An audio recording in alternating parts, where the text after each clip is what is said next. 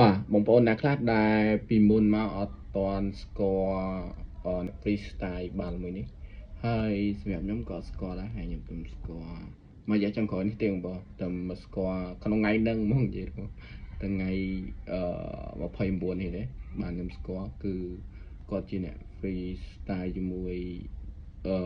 តារាបាល់ទាត់នៅលើពិភពលោកយើង